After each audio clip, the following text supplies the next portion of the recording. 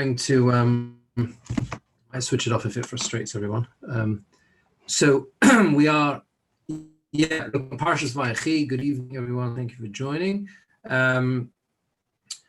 The beginning of the parsha, one of the most perhaps famous points, and everyone knows the fact that Vayechi is a parsha which is known as stuma. It's Parsha zu stuma.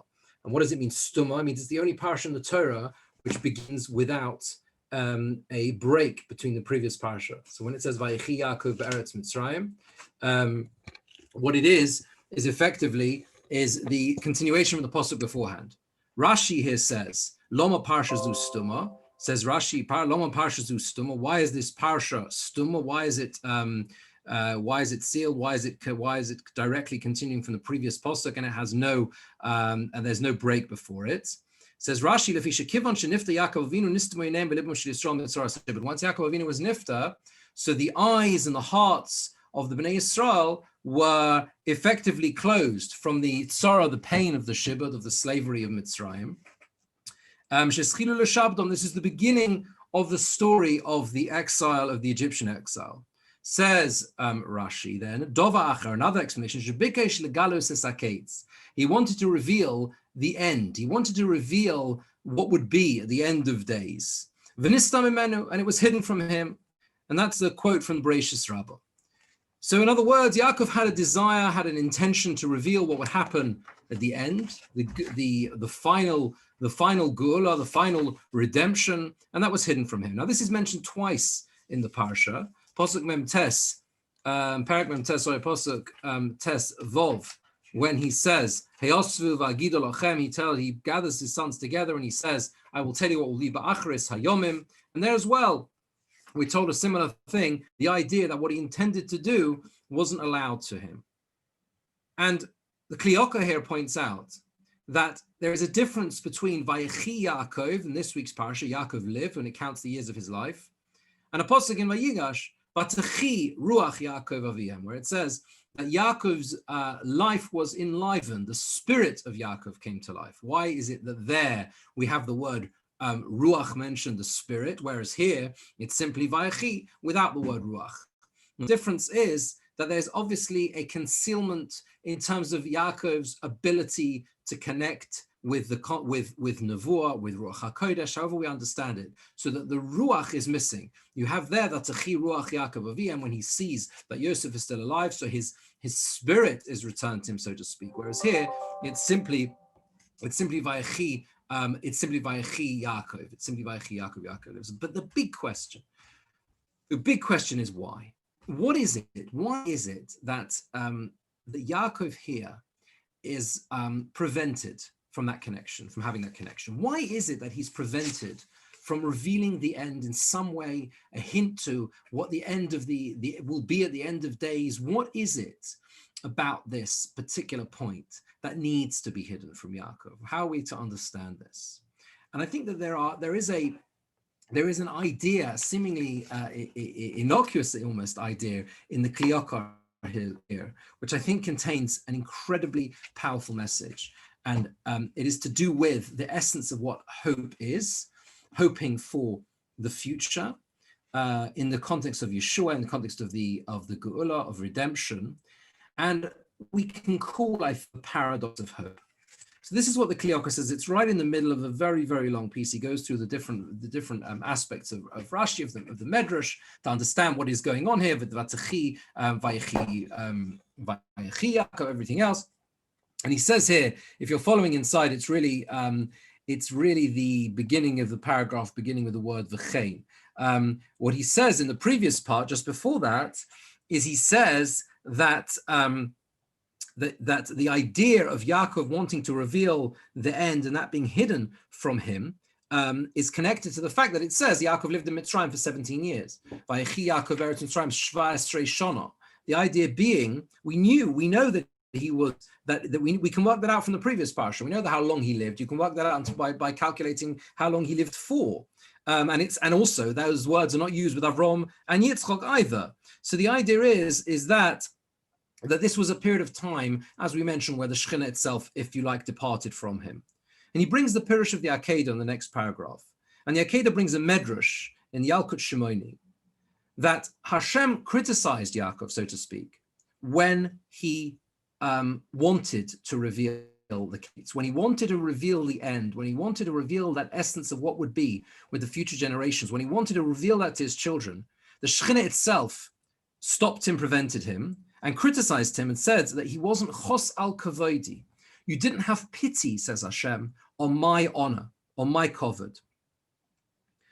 And what is the reason? Why was that objection from Hashem? Says the Kliyocha, ki mi'adiozu, from this knowledge, from having this knowledge of when the end will be, this damage will continue. There will be a damage, if you like, a harm caused to future generations. They will not call me. This is Hashem speaking. They won't seek an understanding of previous generations. They want to dwell permanently in the other nations of the world. They'll want to live as, if you like, permanently in the land that they are currently happen to be in, as if they forsake the Geula itself. Al Kain, says the Kliyaka, therefore, Hashem concealed the Kates Achar in the end of days. So in every generation, Yivakshu es Pnei Hashem, they will seek Hashem, ve'es David Malcolm, and David their king. And they will always look and hope for the Yeshua, for the salvation. Ka'asher, he says, he says, this has actually found with us as well. He's reflecting on his own time. I feel as much indicates no that even the time when the end is not known, nevertheless, people are very comfortable, he says, where they're living, maybe reflecting on 16th century Poland, the Kliyaka. Yeah, they're very comfortable there. They establish beautiful, pleasant houses. They're very, very happy with everything they have. He says, and as a result, they lack that desire to always to be brought to the land of Eretz Yisrael. And therefore, sadly, Hashem leaves them there. And he says that really that is the connection. He goes on to say the connection between this pasuk, Vayechi Yaakov, with the previous pasuk, Vayeshev Yisrael, the last pasuk in Vayigash, the one which is a direct continuation. He said, Vayeshev Yisrael be'eretz Mitzrayim be'eretz Goshen. What does that mean? They were happy. They were settled in Mitzrayim. They looked at Mitzrayim and they thought, we've arrived. We've arrived at home. This is a place we can call our own. This is a place we can call our home. We don't need to move anywhere else. We don't need to move to Eretz Yisrael. We don't need to think about anything else beyond where we are now.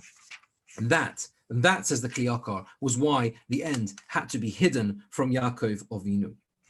And I think what we see from here is effectively something which has accompanied the Jewish people throughout all the generations. The idea that the notion of Tzipisol Yeshua, one of the things that we're told that we will be asked after 120 is the essence of the question of Tzipisol Yeshua. Did you always long for the redemption, for the salvation? Did you always cry out to Hashem and hope for Mashiach? The reality is the way the Kliyakar is framing it is that Hashem, it's as if Hashem has set it up in that way that there should be that continuous hope, the continuous need to always hope. Because without hope, without looking forward to a Yeshua, without the aspiration, without knowing when it is, we cannot grow and we won't value the time that we have in this world. With that hope, then even in the darkest of times, we can survive, we will thrive, and we will value every moment through not becoming too settled. And this is why it is a paradox, because in a sense, hope is preserved whilst it remains a hope.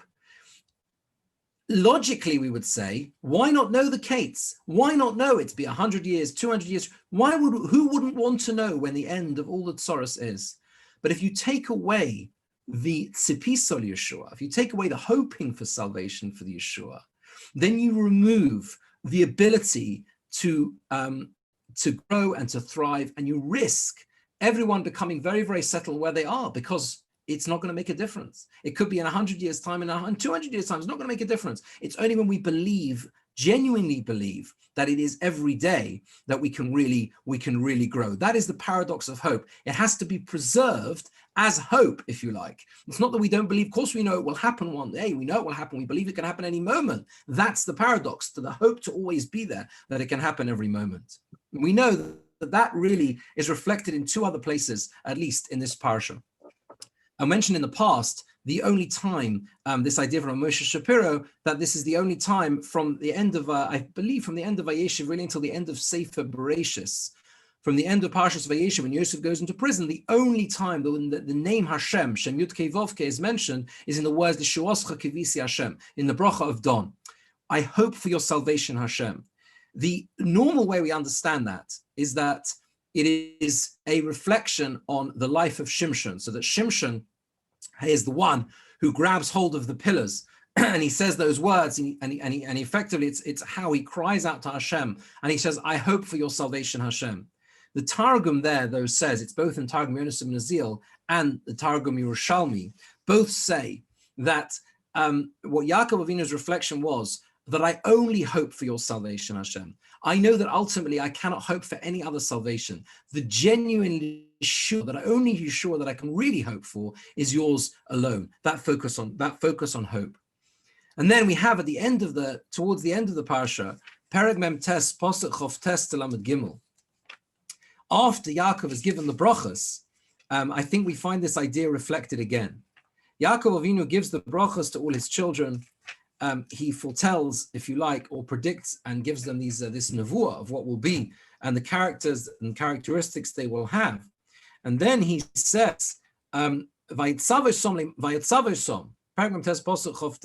commanded them, and he said to them, I'm going to be gathered to my people. Bury me with my forefathers. That cave with the field of Ephron Achiti. In the cave, you know, that cave in the field of Machpelah, which is Al Pnei Mamre Beretz Canaan, Shekona Avraham, that Avraham bought as a Sodom, Ephron Achiti, Lachuzas Kover. And he says, Shama Kovru es Avraham. There they buried Sarah, Avraham, there they buried Yitzchak and Rivka, his wife. And there I buried Leah, he says. That field that was brought, that particular field and the cave within it, that was bought from the Bnei Ches. And then it says Yaakov passed away. And the question here is obvious. You would expect the final words of Yaakov to have been something dramatic, inspirational, powerful. What is it? It's a GPS, basically. It's basically making it crystal clear where to bury him, where the Ma'orah is. It's in that field, in that place where Avram is and Sarah is. Don't mistake. It's there. It was bought from Bnei Ches. It's like giving a GPS signal. This is where you got to. These are directions. Turn left at the fork out of Mitzrayim. Yeah, go right north and you'll get there. Why? Why is that so important? Says Rav Munk. Is that Yaakov wanted to impress on them once more before he passed away. Your home, he said, is not here. It's not in Mitzrayim. This is not where you are. This is not the real place. You know where the real place is? It's over there. The real place is in Eretz Yisrael. Don't allow, he was saying to them, Vayeshev Yisrael b'Eretz Mitzrayim. They settled in Eretz Mitzrayim. Don't let that become and allow you to lose sight of your true goal. Live a life of hope for a better place, a better future. Because when you do that, when you live a life with that paradox of hope, you will achieve so much more. Always living in a sense of Tzipisol Yeshua. I've often thought that we have our own different nuschos in Tefillah, right? So our minhag, I would say ours. I mean, there are people here in Nusach Sfard, Ashkenaz, Sfardi, whatever, right? The minhag Ashkenaz, yes, in the bracha of Esamach David, doesn't include the word Mitzapim Yeshua. In Nusach Sfard, they say Mitzapim Yeshua. I just find that an incredibly powerful phrase. It's almost like there's a Nusach Ashkenaz is missing out here, I think, on that phrase. To say in every tefillah, Mitzapim Yeshua, it's there. The hope, the tzipia is there. The tzipia Yeshua is there constantly with us all the time. That's what drives us to succeed in life. There's a beautiful story of Rabbi Yonason Eibeshitz, when he was a young boy. He became a dayan in Prague in the early 18th century. Of course, he became a hugely important figure there's a story that there was a challenge amongst the young boys to climb up a certain pole. And they challenged each other, would they be able to climb up this pole? And he managed to do it and no one else did. And they asked him, how did you manage to climb this pole? And he said, it's very simple, he said. Everyone else looked up the pole and they saw how far they had to go to reach the top. I just looked down and saw how far I had come. And that is greatness. Because if you stand at a certain point, if Yaakov was Megale the Kates, if Yaakov had revealed the end, yeah, and he said, and they would see there's hundreds of years to go. If they knew a date, if they knew when it would be, they wouldn't climb the pole. But this way, every day is another step in the Mitzvah Mishor. It could be today. That's incredibly powerful. That's the essence of what Vayechi is, why it's Nistam, and why. And what it means that the Kates was concealed from him. We'll come on to another idea connected to that in a moment. Before we do, just want to share with you an idea. When Yaakov introduces the brachos, the real question about the brachos and the power of this whole parsha really is Yaakov knows that he only has a few moments or days left. You know, Chazal, he was the, Vayikrevu Yimei Yisrael Amus, he was gifted that idea of first becoming ill. He was the first person, Chazal say, to become unwell before passing away. So he has this idea of knowing that his time is short and he wants to maximize his time. The question is, what does he want to leave his children with? And he uses the words, Hivkovtsu v'shimu, Perek Mem Tes Posuk Beis, Hivkovtsu v'shimu, gather together and listen, Bnei Yaakov, v'shimu el Yisrael avichem. Says Rav Hirsch, what is the difference between Hivkovtsu and v'shimu?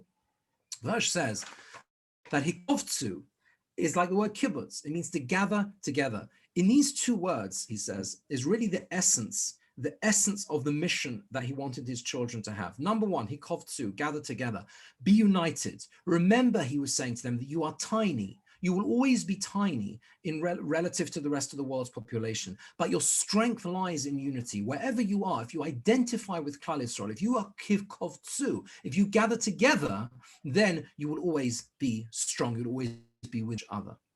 And then he says the word shimu. What does shimu mean? Shimu literally means to listen. Rav Hirsch says it's much deeper. It is much deeper than just to listen. Shimu relates to the word sama. Sama means thirst. Shimu means to thirst for ruchnius. That's what it means, to draw, if you like, from the wells of ruchnius itself, of spirituality. And that's what it means. Therefore, that's why it says again, V'shimu el Yisrael avichem. Listen to Yisrael your father. Not just listen, but draw on the wellsprings, of your identity, of your emunah, of your faith. That are the two things. Ikovtsu v'shimu, the idea of unity, and also the idea of spirit. In other words, he was saying to them, I'm going to give you messages that will contain within them what your she'ifas should be in life, what your desires, your spiritual aims should be. But whatever those aims are, even though they're different, hikovtsu, remember that you need to remain united, remember that you need to remain together.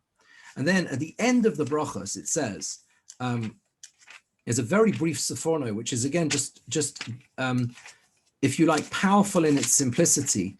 At the end of the brachos, he says, just find the pasuk, yeah, Perek Mem Tes Pasuk Ches Kol Eile Shiftei Yisrael Shnim Osor. These are the shvatim of the Bnei Yisrael, the tool 12. V'zos he spoke to them and he blessed them. Each one according to his blessing, according to his bracha. What does that mean? Says the Sforno, for each one of them, nosan bracha tzricha lo b'yichud. He gave them the individual bracha that they required. Yehuda b'inyan malchus, or Yisachar b'inyan Torah. Yehuda with regard to kingship, Yisachar with regard to the Torah, or Levi b'inyan avoda, and Levi with regards to the avoda, the service in the Beis Hamikdash. It was not necessarily what they wanted to hear. That's the key word in the Sforno. It is what they needed to hear, right? It was the bracha, tzricha lo b'yichud, the bracha that they needed to hear. Some of the brachas that he says to them are very difficult, and we read them, we learn this parsha. Pachas kamayim, he says to Reuven, hasty like water. This is the last words he's going to say to him. It's frightening, and nevertheless, he does it because he has to. When a person is in a situation, they reach the person, the end of life, they realize their time is short. They do what they have to do. not what they necessarily want to do. They do what is necessary. And that is what Yaakov does here. He knows that he has to pass on this message now because this is the only chance that he gets. And then finally, the idea of how is Yaakov, if you like, reassured about the continuity? The thing that he matters most to him beyond anything else is the idea that his mission, the mission of the Avos of Avraham, Yitzchak, and Yaakov, will continue with his children, that message and mission will continue. And here we have a very well-known Gemara in Pesachim. The Gemara in Pesachim says like this. It's in Daf Nun Vav. The Gemara says, the Gemara is going on is a statement of Rabbi Shimon ben Lakish, and it's again on the words, Vayikro Yaakov el Bonov, when Yaakov called to his sons, the first posuk in Perek Mem Tes, Vayikro Yaakov el Bonov, Yaakov called his sons, Vayomi said, Hey Asu Vagido Lochem, Bikesh Yaakov Galas Bonov Kates, as we mentioned before, Yaakov wanted to reveal the end, the Kates Ayomin, V'nistalko Menu Shechina, but the Shechina was removed from him. Omar, he said, when the Shechina was removed from him, he said like this, Shema, perhaps, Chas v'shalom, maybe, God forbid, Yesh b'mitosi psul.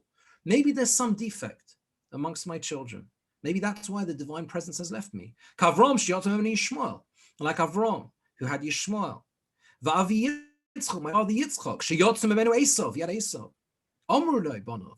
Then his children, his sons said to him, Shema Yisrael, Hashem Elokeinu, Hashem Echad. Listen, Yisrael, referring to their father as Yisrael. Hashem Elokeinu, Hashem Echad.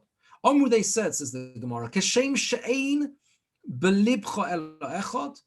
Just like in your heart there is only one, kach ein belibeinu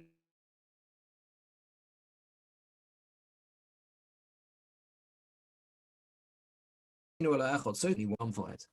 At that moment, Yaakov responds and says, Baruch Shem Kavod Malchusol Yom Va'ed. He reflects on the power of the emunah of his children, and he says the words Baruch Shem Kavod. But the Gemara carries on, and the Gemara says, Omer Rabbanan Heichi Navid. Okay, so what should we do? Nimru, should we say those words Baruch Shem? Lo Omru Moshe Rabbeinu. It's not in the Torah, the words Baruch Shem Kavod. So how can we put them into Shema? Lo Nimru, we shouldn't say them. Omru Yaakov, but Yaakov said them. That they should be said quietly. They should be said quietly. And this is an incredible Gemara, right? Because it's not in the Torah, the words Baruch Shem. And the Gemara says, but Yaakov said it. We have a Masorah that Yaakov said it. So what do? We have a compromise. We say it quietly. But ultimately, the question still is, why is this particular story, the dialogue between him and his children, why is that so powerful and so important that we can insert into between two psukim in Torah a line which is not there, so that every time we say Shema, we actually say the word Baruch Shem? It's an incredibly powerful question, right? You know, we have many ideas of drush, many ideas that we reflect on and we use, but to actually put a line which Moshe Rabbeinu did not put in the Torah. Why is that? And I heard a number of several years ago an incredibly beautiful idea from Rabbi Soloveitchik, who's a Rav in America, in New York, part of this Chick family. And he quoted a Targum Yerushalmi. If you're following in a Mikras Gedolos, you'll see this Targum Yerushalmi, and you'll see that it adds a little point to the story, which makes a huge difference. It's the Targum Yerushalmi is on Posuk base. Says like this: Min de iskanoshu treasrei shvtei Yaakov. They gathered 12 shvatim of Yaakov. Akivud da'garsha de Davo says they gathered around the golden bed to have Avon and Yaakov Rabbi Gavei. The Yaakov was resting on. Svirin du gali lahoin sidrei birkusov nechemtov eskasim. They thought he'd reveal everything, the blessings, the nechamas, everything else that would happen at the end of days, and it was covered for him. Yaakov answered and said, Ona Yaakov Amalona, Avram Avoid Abba Komine Psul Yishmol. It goes through the same story. And all the Bnei Keturah. Yitzchok Abba Komine Psul Esav Achi. I'm afraid. Maybe someone's going to worship Avodah Zorah amongst you. They all answered as one, and they said, Shema Minon Yisrael Avunon Hashem Elokona Hashem Chad. Right? So far, almost identical to the Gemara in Pesachim. Then you have this line. Oni Yaakov Avunon. Yaakov, their father, answered them, V'omar, and he said, Yehei Shmei Rabba Mavorach La'olmei Olmin. He says, Yehei Shmei Rabba Mavorach. right? Now, Yehesh Me Rabba Mavorach from Kaddish is really the same as Baruch Shem Kavod Malchus. The essence of the words are the same, right? May his great name be magnified. It's the same idea. But the idea, suggested Soloveitchik, is that it turns out with this, that this dialogue between Yaakov and his children becomes the earliest, really one of the, according to the Yerushalmi, it becomes effectively the earliest source for Kaddish itself. And when an Ovel, Lo Aleinu, says Kaddish, what is the Ovel doing? The Ovel is recognizing the fact that the whole continuity of Klal Yisrael now rests in his hands. That's what he's, when you say Amen Yehi Shmei Rabbah, what are you doing according to this? You are recreating that dialogue between Yaakov and his children. Yaakov responds Amen Yehi Shmei Rabbah when he hears them say Shema Yisrael Hashem Elokeinu Hashem Echad. And the Ovel who says those words is saying and standing up and saying, I will be that continuity. None of us will live forever. That is a fact of life. But the essence of Baruch Shem Kvod Malchus Voed is that we are passing on our Masorah. And when we pass on our Masorah to the next generation, we do live forever. But it goes further than that. Because what it does is it, if you like, it strengthens and makes our very emunah real. There was some research done by someone called Marianne Everstadt, who did research into the secularization of Europe. You know, there was a lot of evidence for over many years of there were two things that were noticed over a period of years in the 20th century. Number one, church attendance became lower and lower and lower. And also people stopped having children effectively. They had very small families, if some chose, and some out of choice chose not to. And most assumed that it was the one prompted the other, in the sense there was a secularization. So then there was effectively a less emphasis on children themselves. What Everstadt's research showed from a sociological perspective was that in fact, the decision or the stopping to have children actually came first in many cases before the great waves of secularization. And what she suggests is, or what perhaps her research suggests, is that in fact, often it is the case that children themselves lead people to faith. And that is that is a very powerful idea. Why? Because the presence of children, the blessing of children, reminds us of our posterity. It reminds us that we have to pass on what we value the most. That is effectively the presence of children. That's one of the things that children, the impact that children have. It is a human nature to want to pass on the values that mean the most to us. When we pass on our values to our children, what we do is we bring the essence of the Shema to life. We make it real. We internalize mitzvahs yichud Hashem, so that it is no contradiction why we add that line Baruch Shem Kavod. Because when Yaakov Avinu adds the line of Baruch Shem Kavod Malchuso, what he does is he effectively brings that to life. The whole essence of the Shema. The essence of the Shema is yichud Hashem, recognizing yichud Hashem. When we insert the line of Baruch Shem Kavod, what we're doing is we are saying that we care enough ourselves about what we believe in, about our faith, to pass that on to the next generation. And that perhaps also brings us almost in a full circle to the beginning of the Parsha, where we have the incredibly beautiful description of B'choi Vorich Yisrael, how Bnei Yisrael will bless their children in this way,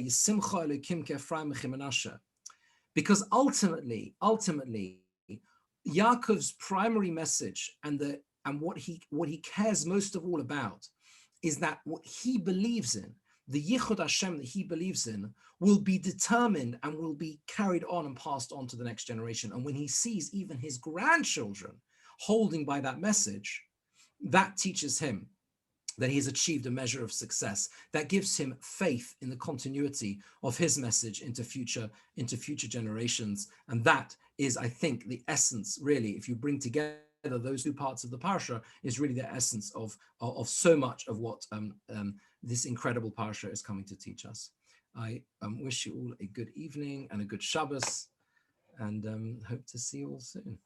Shkoyach, thank you so much. Pleasure. Shkoyach. Yeah, good Shabbos. Thank you. Good job. Thank you. Thank you.